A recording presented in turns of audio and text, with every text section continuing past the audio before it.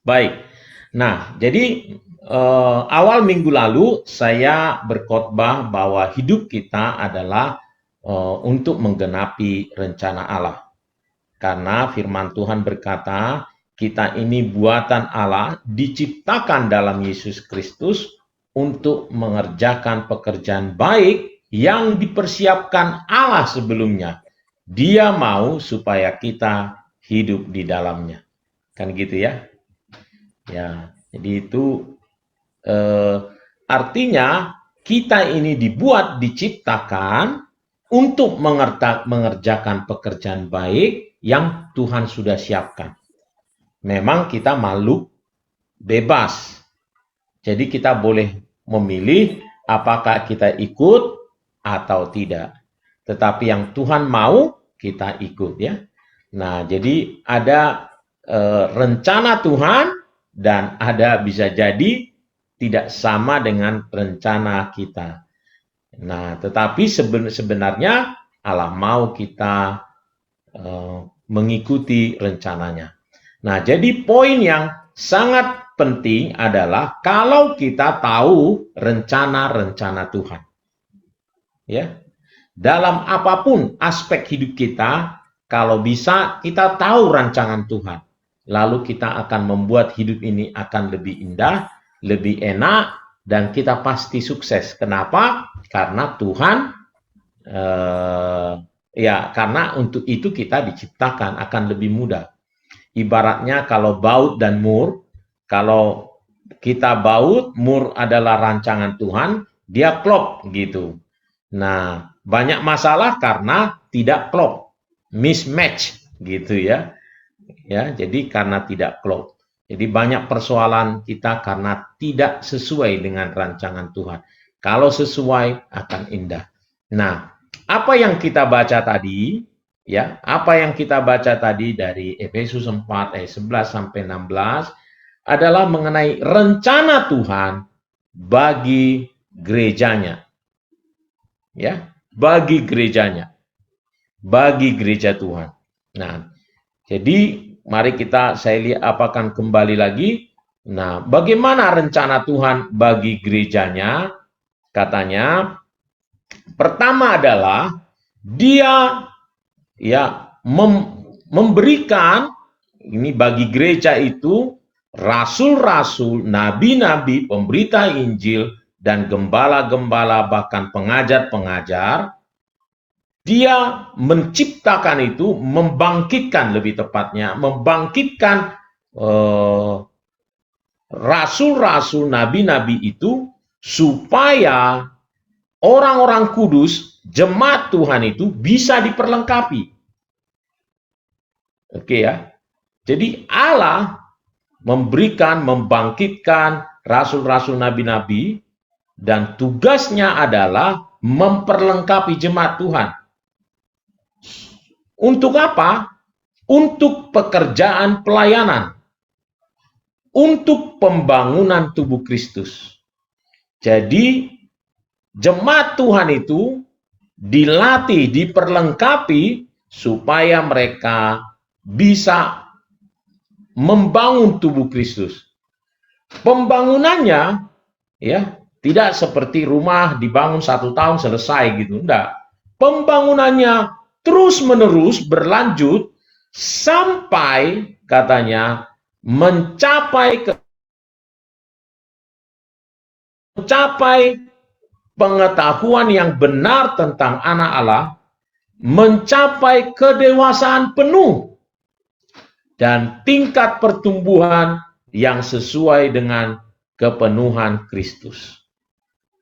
Nah, itulah rencana Tuhan bagi gerejanya. Ya, bagi gereja yang kita mau bangun itu begitu, ya. Tujuannya adalah mengapa penting jemaat Tuhan itu harus mencapai tingkat kedewasaan yang penuh, karena kalau dia tidak dewasa-dewasa, dia seperti anak-anak terus ya akan mudah diombang-ambingkan oleh rupa-rupa angin pengajaran dan permainan palsu manusia dalam kelicikannya itu katanya ya. Nah, jadi yang dewasa itu digambarkan adalah mereka berpegang teguh pada kebenaran dan bertumbuh katanya di dalam segala hal ke arah Dia, ke arah Kristus yang adalah kepala. Jadi itu yang rencana Tuhan bagi gerejanya. Ya. Sehingga bagi kita ya kalau kita jadi pemimpin di gereja, wow, harus kita tinggal dengan rencana Tuhan ini. Ya. Menyesuaikan aja dengan rencana Tuhan. Ya. Jadi tadi dia berikan pemimpin, tentu pemimpin tidak harus orangnya ada nabi, rasul gitu. Karena kalau kita lihat di dalam Alkitab, ya sebenarnya ini lebih banyak kepada berbicara kepada karunia-Nya. Misalnya saya buat contoh, ya Musa, kita mengenal Musa adalah sebagai nabi. Ya, tetapi sesungguhnya apa yang dijalankan Musa banyakkan bukan nabi. Sebab nabi adalah yang menyampaikan pesan Tuhan kepada umat itu. Sementara Musa jarang sekali menyampaikan pesan itu kepada umat Israel. Dia selalu berbicara kepada Harun.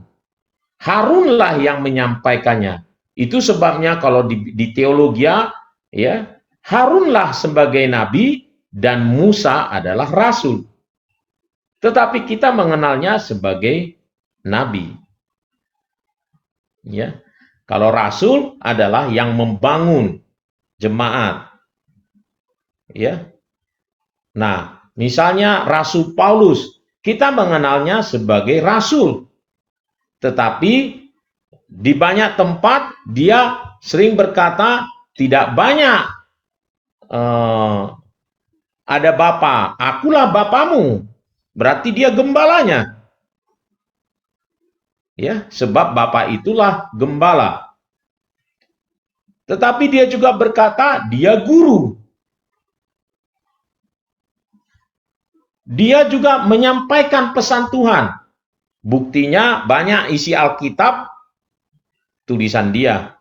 Dia sering berkata, aku, bukan, Tuhan, gitu ya. Ada juga dia berkata, Tuhan berkata, bukan, aku berkata kepadamu, gitu. Jadi dia menyampaikan pesan Tuhan. Nah, itu artinya dia juga bisa nabi. Karena memang artinya bukan orangnya yang nabi, tetapi karunia-Nya. Jadi yang di sini nih, jangan merasa misalnya, wah berarti gereja kita enggak, siapa nabinya? Jangan cari siapanya. Tetapi ada kalanya pemimpin-pemimpin kita itu bertindak sebagai nabi, ada kalanya dia sebagai rasul, ada kalanya dia bisa sebagai pengajar, bisa juga sebagai gembala, bisa juga sebagai penginjil. Gitu ya maksudnya. Tetapi yang kita harus imani adalah sesuai firman Tuhan, rencananya bagi gerejanya, pasti dia bangkitkan orang-orang seperti itu, dibangkitkan orang-orang yang berkarunia seperti itu. Dan tugasnya adalah memperlengkapi jemaat. Ya, membawa jemaat. Berarti kita tahu pekerjaan di gereja itu sebenarnya adalah bagaimana mentraining, ya. Sebenarnya suasana di gereja itu sebenarnya hanyalah bagaimana melatih orang-orang kudus, gitu ya. Bagaimana melatih jemaat Tuhan, memperlengkapi jemaat Tuhan untuk melakukan pelayanan, untuk membangun gereja Tuhan. Yang kedua, isinya adalah bagaimana jemaat Tuhan itu melayani. Bagaimana jemaat Tuhan itu membangun tubuh Kristus. Ya, itulah sebenarnya rutinitasnya harusnya. Sampai kapan? Sampai mereka menjadi dewasa. Terus saja belajar tidak habis-habisnya, terus saja membangun tubuh Kristus itu sampai kepenuhan Kristus, sampai kita itu segala sesuatunya ya sampai dewasa. Nah itu. Nah, itulah rencana Tuhan. Nah, kita tinggal bagaimana kita ya memasukkan diri kita di dalam rencana Tuhan itu. Kalau kita memasukkan diri kita dalam rencana Tuhan itu, maka kita pasti mendapat pertolongan Tuhan, ada mukjizat Tuhan, dan semua yang kita perlu pasti diberikan. Ada sukacita, ada kebahagiaan. Kenapa? Kita ada dalam rancangan Tuhan. Ya. Nah, itu yang saya mau bagikan bagi kita, ya. Saya berharap bisa ditangkap dan kira-kira yang kita mau diskusikan atau kita berbagi berkat adalah, nah bagaimana kita apa nih rancangan-rancangan kita, apa yang kita dapat, apa yang kita mau buat gitu ya. Nah untuk Ko Bambang ya jangan merasa wah saya ini nggak punya pelayanan, enggak. Pekerjaanmu itu adalah pelayananmu. Jadi bisa dipakai untuk itu juga ya. Jadi bagaimana Ko Bambang bisa menjadi kayak gembala buat semua kan itu ya, sekolah itu ya, guru-guru itu semua kan gitu ya. Jadi tadi sudah omong-omong awal bagaimana. Nah ini, nah tinggal nanti bagaimana coba mempraktekkan ini di pekerjaanmu. Ya kamu harus anggap, ya saya percaya kamu juga jadi diperlengkapi untuk jadi pemimpin di sana. Pekerjaanmu itu pelayananmu ya. Itu ada jiwa-jiwa guru-guru yang tadi yang perlu zaman Tuhan ya, perlu dilawat oleh Tuhan sehingga mereka bebas, tidak mengalami inner healing lah gitu ya, misalnya ya. Ya, oke, silahkan kita mulai dulu. Apa-apa saja coba yang dapat berkat dari sini dan akan kita kerjakan di pelayanan kita ya. Kita mulai dari mana dulu ya? Boleh dari Ko Bambang juga, boleh lah. Selesai yang pertama ini.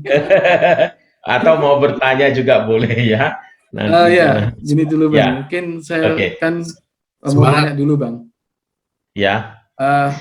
Terus hubungan dengan karunia, ya kita punya itu namanya kan spiritual gift ya. Gift. Ya. Spiritual gift yang kita punya gitu.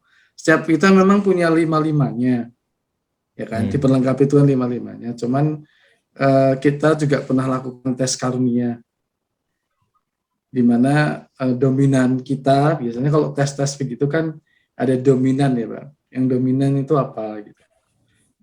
Artinya di satu titik kadang-kadang kita bisa dominan sebagai yang tertinggi skor kita di spiritual gift test itu, misalkan nabi, ada yang rasul kayak gitu.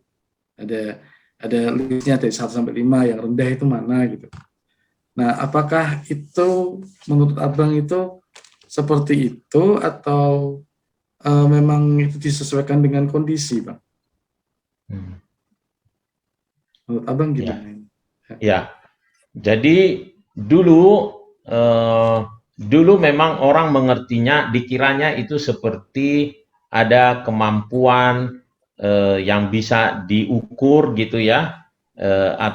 Bukan maksudnya, bukan itu maksud saya, bukan kemampuan yang diukurnya, tapi maksudnya orang itu akan condong berkarunia ini gitu. Seolah-olah itu menjadi suatu yang tetap. Nah, ternyata kalau di belakang hari, nah sekarang pengertiannya itu betul-betul gift. Tuhan memberikan itu gift itu karena ada keperluannya. Jadi bukan menjadi milik kita yang permanen. Itu sebabnya misalnya Nabi itu bukannya tiap berkata-kata lalu dari Tuhan semua, kan enggak juga. Iya, jadi karunia Nabi itu adalah ketika dia ingin menyampaikan pesan Tuhan, itu aja. Nah, karena perlu disampaikan pesan Tuhan. Nah, jadi kalau yang sekarang sih, yang benar adalah karena itu adalah gift, pemberian dari Tuhan, ada maksudnya, yaitu untuk pembangunan tubuh Kristus, untuk memperlengkapi. Ketika misalnya saya PA begini, Tuhan bisa memberikan kepada saya karunia untuk mengajar. Ya. Tetapi ketika saya ada orang yang datang pada saya, sharing apa gitu, punya masalah dia, Tuhan bisa karuniakan kepada saya karunia hikmat, bisa juga karunia gembala, supaya dia bisa terhibur, kan gitu. Sementara kalau saya berkhotbah, bisa jadi Tuhan memberikan karunia nabi. Ketika pelayanan, karena saya memimpin pelayanan, Tuhan bisa memberikan saya karunia rasul. Ya. Jadi itulah yang dimengerti saat ini. Itu sebabnya jarang sekali di zaman sekarang kita menyebut seseorang itu, oh ini nabi, ini rasul gitu kan. Nah, karena sekarang ini jadi lebih pengertiannya adalah karunia. Itu karunia, bukan orangnya. Itu pemberian dan di mana perlu. Dan sama sekali kita tidak punya punya semacam hal yang sesuatu yang bisa dibanggakan. Wah, saya punya ini nih gitu. Enggak ada alasan untuk itu karena betul-betul gift, pemberian Tuhan. Itu ada namanya istilahnya spiritual gift, ability, shape namanya ya, shape ya. Spiritual gift, ability, personality, lalu experience gitu ya. Ya. Jadi experience gitu. Jadi ada karunia rohani, ada kemampuan, ada hati, ada personality dan pengalaman, kan gitu ya. Nah, itu dipakai oleh Tuhan untuk, jadi kombinasi itulah yang dipakai oleh Tuhan untuk melayani. Nah, kalau tadi ada kecenderungan, ya kalau saya lebih setuju karena dia give gitu. Kalau soal karunia give itu sebenarnya nggak ada kecenderungan itu. Kalaupun ada kecenderungannya adalah kecenderungan terhadap kebutuhan itu. Ya, jadi misalnya ya, kalau dulu saya di tes karunia itu, ya saya selalu berubah ketika tanggung jawab saya berubah. Dan memang itu jadi sesuai itu, meneguhkan itu bahwa tergantung kebutuhan. Ya. Jadi tergantung kebutuhan. Nah, kemarin itu misalnya waktu, bukan kemarin ya, jadi sekitar 5 tahun lalu, kita ada tes dari sinode, waktu kita sidang raya itu saya dites. Saya dibilang dia lebih condongnya, saya ini karunia rasul. Gitu. Iya. Nah, sementara gitu, sebelumnya saya jadi karunia nabi. Iya. Nah, kalau sekarang banyak, kalau saya tes misalnya, memang lebih kayak condongnya jadi pengajar. Iya. Nah, jadi kalau menurut saya itu adalah, ya karena mungkin menurut saya yang dibutuhkan adalah mengajar sekarang. Jadi artinya peran saya gitu ya, bukan dibutuhkan jemaat itu membutuhkan semua kan, tetapi peran saya Tuhan Tuhan pakai untuk mengajar misalnya. Ya, jadi ya walaupun saya karena dulu saya ngajar ya, sampai sekarang ngajar juga dosen agama kan gitu. Jadi terbiasa ya. Nah, jadi gitu maksudnya ya. Tapi kita itu saya tidak terlalu fokus soal itu, bukan. Nah, yang tadi yang saya mau ajar sebenarnya adalah kita menemukan rencana-rencana Allah dalam setiap apapun yang kita kerjakan. Nah, jadi kalau saya itu mulai sekarang juga berdoa itu, yang saya doakan adalah Tuhan apa ya yang kau mau gitu. Bukan Tuhan mau saya begini, Tuhan maunya saya begini gitu, bukan. Sebenarnya lebih suka kita jadinya Tuhan maumu apa ya gitu. Tuhan apa rencanamu ya? Nah, kalau dia kasih tahu, tinggallah di sana. Nah, gitu ya, apapun. Nah, gitu, itu maksudnya. Jadi, begitu tadi ini maksudnya, saya sampaikan ini rencana Tuhan. Nah, masukkan diri kita di sana. Gitu. Masukkan diri kita di sana, lalu ya berjuanglah di sana. Yakinilah, gitu. Kalau itu rencana Tuhan, kalau itu adalah maunya Tuhan, pasti kita akan sukses. Nah, jadi yang saya rasakan adalah walaupun memang ngeri-ngeri sedap tadi, tetapi ada ketenangan, ada semangat gitu. Karena tahu ini rencana Tuhan. Gitu ya. Nah, jadi itu maksudnya tadi ini. Jadi jangan konsentrasi soal wah saya karunianya apa ya. Enggak usah gitu. Kalaupun kita ndak ada, Tuhan akan mampukan kita. Gitu nih. Nah, Tuhan akan mampukan kita. Wah, saya nggak biasa ini begini-begini. Tuhan akan bisa. Iya, Tuhan bisa memberikan kita ya apa yang kita butuhkan. Gitu ya. Jadi nggak usah konsentrasi kita ini tempatnya apa gitu. Anytime bisa Tuhan berikan, apa susahnya buat dia? Namanya memberi apa karunia kok gitu. Oke gitu. Ya Bang, clear Bang, terima kasih. Ya.